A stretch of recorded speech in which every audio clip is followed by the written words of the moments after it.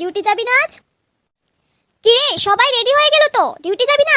ওঠ ওঠ রে, না হলে আজকেও হসপিটালে গিয়ে আমরা সিস্টারদের কাছে বকা খাবো। ধুর, ভাল লাগে না রোজ রোজ ডিউটি। সানডেতেও শান্তি নেই, প্রত্যেকদিন ডিউটি। আমাদের কি ঘুরতে একটু ইচ্ছা করে না? আমরা কি মানুষ না, শুধু ডিউটিই করে যাব, রোজ রোজ ডিউটি। ধ্যাৎ ধ্যাৎ, ম্যাম তার কি আমাদের জন্য একটু মায়া হয় না?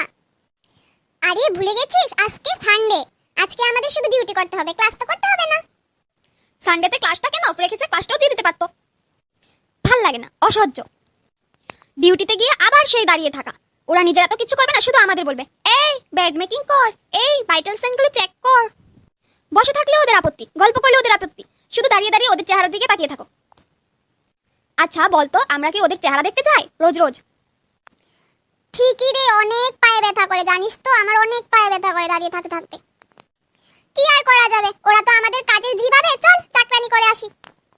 ডিউটি টাইম 8টা মানে 8টা, 8:05 বেজে গেলেই ওদের সমস্যা, যেন আমরা সরকারি চাকরি পেয়ে গেছি আর কি।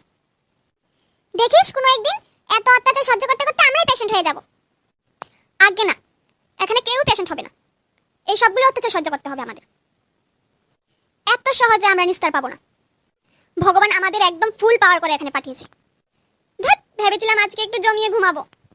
বাইরে আজ অনেক বৃষ্টি, আমি যদি বাড়িতে থাকতাম শুধু সারাদিন ঘুমাতাম, আর আজ এখানে কাজের জিয়ের মতো আছি। থাক, কান্নাকাটি করিস না, কি আর করা যাবে। চল বাথরুমে যাই, দেখি বাথরুমগুলি খালি আছে কিনা। আমাদের মহারানীগুলি তো বাথরুমে ঢুকলে আর বেরোতেই চায় না।